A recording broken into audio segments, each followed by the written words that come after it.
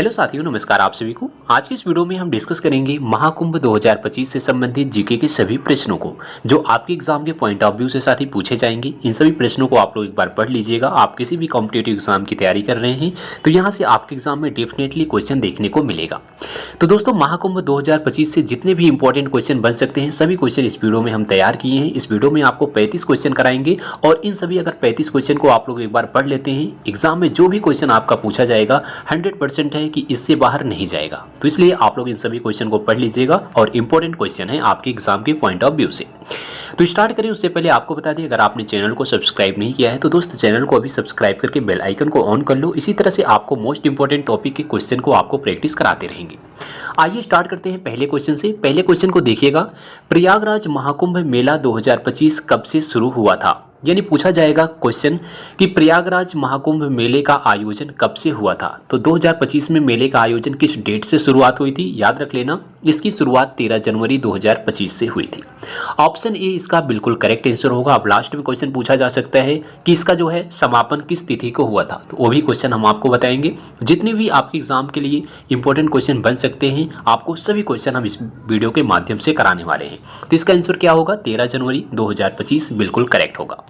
Next question देख लीजिएगा, महाकुंभ मेला 2025 का अंत कब होगा? यानी महाकुंभ 2025 जो मेला था उसका आयोजन कब हुआ? 13 जनवरी को हुआ था। उसका समापन कब होगा? कब हुआ था इसको भी याद रख लेना। उसका समापन कब होगा? 26 फेब को होगा, यानी 26 फरवरी 2025 इसका करेक्ट आंसर होगा। इसको याद कर लेना दोस्त, क्वेश्चन आपके एग्जाम के लिए बहुत ही इंपॉर्टेंट होगा।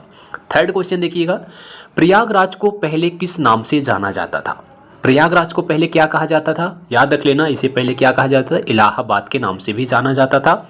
इलाहाबाद इसका पुराना नाम है। नेक्स्ट क्वेश्चन है, महाकुंभ मेला कितने वर्ष के बाद आयोजित होता है? यानी महाकुंभ मेले का आयोजन कितने वर्षों के बाद किया जाता है? तो आप सबको पता होगा प्रति 12 वर्षों के बाद इसका आयोजन किया जाता है। थर्ड ऑप्शन इसका बिल्कुल करेक्ट होगा, 12 वर्ष। नेक्स्ट क्वेश्चन देखिएगा साथी, कि इस साल महाकुंभ मेले का पहला शाही स्नान कब हुआ था? क्वेश्चन पूछा जाएगा महाकुंभ जो मेले का आयोजन हुआ था उसमें पहला शाही स्नान कब हुआ था? तो पहले दिन हुआ था, जिस दिन इसका आयोजन हुआ था उसी दिन जो है शाही स्नान हुआ था। तो इसका करेक्ट आंसर होगा 13 जनवरी 2025। इसको याद रख लीजिएगा, पहला शाही स्नान 13 जनवरी 2025 को हुआ था।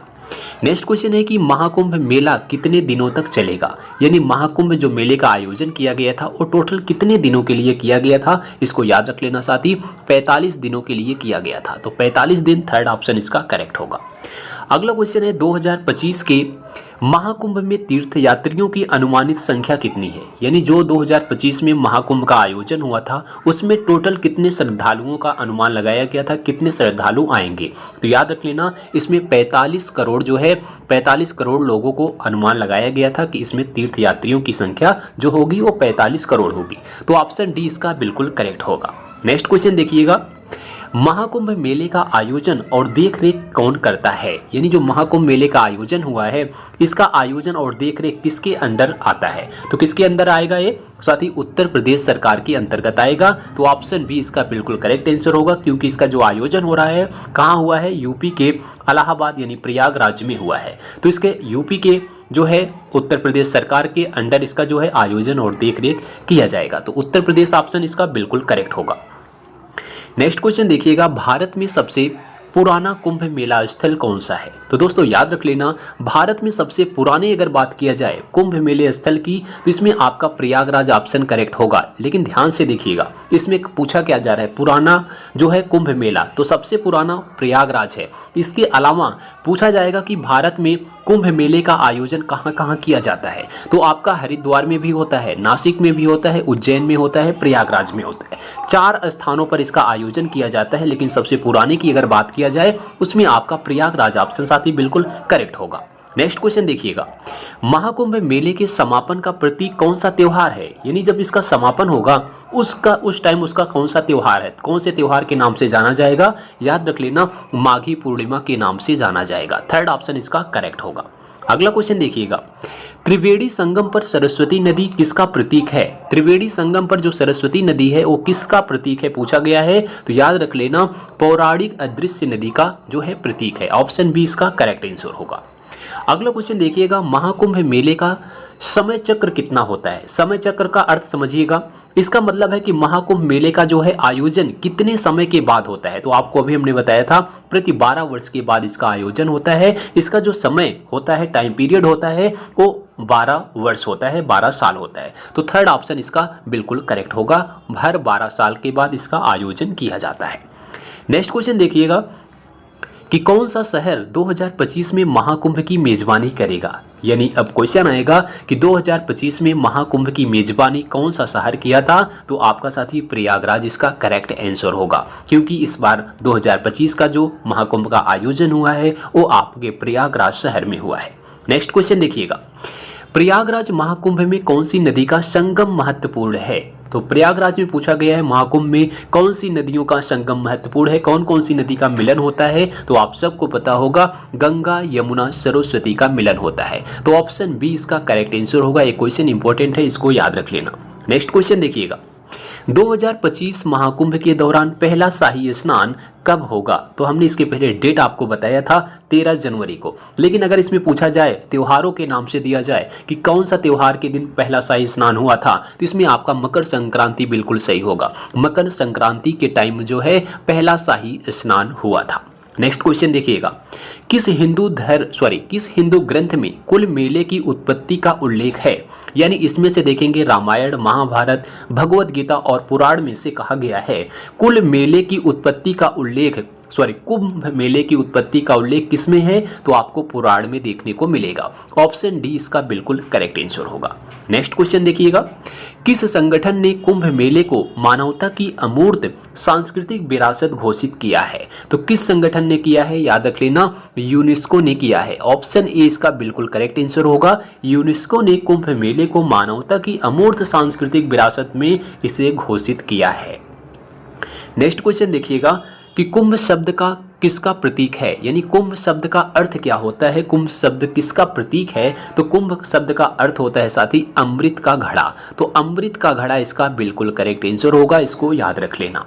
नेक्स्ट क्वेश्चन है कि भारत में कितने प्रमुख कुंभ मेले आयोजित किए जाते हैं। अभी हमने आपको याद होगा बताए हैं कि भारत में जो है कुंभ मेले का आयोजन कहाँ कहाँ होता है, वही इसकी संख्या पूछी गई है कि भारत में कितने प्रमुख कुंभ मेले का आयोजन होता है। 4 प्रमुख कुंभ मेले का आयोजन होता है। कौन कौन सा था हमने आपको बताया, प्रयागराज, उज्जैन, नासिक और हरिद्वार। तो इन चारों स्थानों को साथ ही याद रख लेना। पूछा जाएगा कि इनमें से किस स्थान में जो है कुंभ मेले का आयोजन नहीं होता है। तो इस चारों अगर आपको स्थान होगा तो आप आराम से बता सकते हो।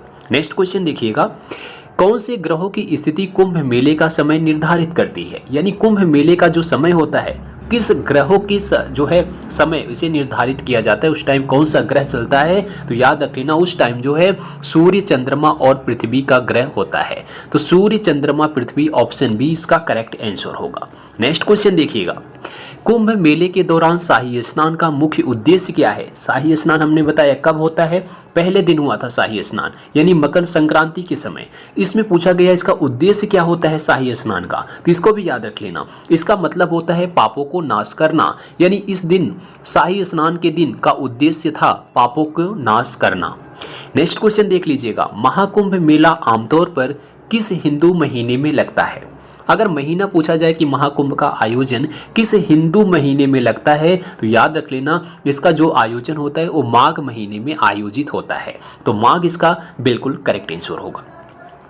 अगला क्वेश्चन देखिएगा साथी, त्रिवेणी संगम किस लिए जाना जाता है। त्रिवेणी संगम को किस लिए जाना जाता है, तो इसका मतलब होता है साथी 3 नदियों का संगम। त्रिवेणी संगम का अर्थ है कि 3 नदियों का संगम। तो ऑप्शन ए इसका बिल्कुल करेक्ट आंसर होगा। नेक्स्ट क्वेश्चन देखिएगा कि कुंभ मेला परंपरा का समर्थन करने का श्रेय किस राजवंश को जाता है। तो कुंभ मेले की परंपरा का समर्थन करना किस श्रेय जो है किस राजवंश को जाता है, तो याद रखना गुप्त राजवंश को जाता है। ऑप्शन बी इसका बिल्कुल करेक्ट आंसर होगा। गुप्त राजवंश, इसको याद रख लेना। नेक्स्ट क्वेश्चन देखिएगा, कुंभ मेले से मुख्य रूप से कौन सा हिंदू देवता जुड़ा हुआ है? तो देखिए कुंभ मेले की अगर बात करें, इसमें मुख्य रूप से कौन से हिंदू देवता इसमें जुड़े हुए हैं? तो विष्णु जी जुड़े हुए हैं। विष्णु इसका बिल्कुल करेक्ट आंसर होगा। नेक्स्ट क्वेश्चन देखिएगा, महाकुंभ में किया जाने वाला प्राथमिक धार्मिक कार्य क्या है? तो यानी महाकुंभ में कौन सा प्राथमिक धार्मिक कार्य है जो किया जाता है? तो याद रख लेना, इसमें जो है नदी में पवित्र स्नान किया जाता है, तो यही धार्मिक आपका कार्य है। तो इसमें ऑप्शन सी इसका बिल्कुल करेक्ट आंसर होगा। नेक्स्ट क्वेश्चन देखिएगा, प्राचीन ग्रंथों में प्रयागराज का ऐतिहासिक नाम क्या है? तो आप सबको पता होगा प्रयागराज का जो ऐतिहासिक नाम था वो आपका प्रयाग था, तो ऑप्शन बी इसका बिल्कुल करेक्ट आंसर होगा। नेक्स्ट क्वेश्चन देखिएगा, प्रयागराज में कुंभ के दौरान तीर्थयात्रियों द्वारा देखी जाने वाली कौन सी प्रसिद्ध संरचना है? तो प्रयाग में कुंभ के दौरान तीर्थयात्रियों द्वारा देखी जाने वाली कौन सी प्रसिद्ध संरचना है? तो इसमें साथ ही आपका अकबर का किला है, तो अकबर का किला इसका आपका बिल्कुल करेक्ट आंसर होगा। नेक्स्ट क्वेश्चन देखिएगा, कुंभ मेले में अखाड़ों का क्या महत्व होता है?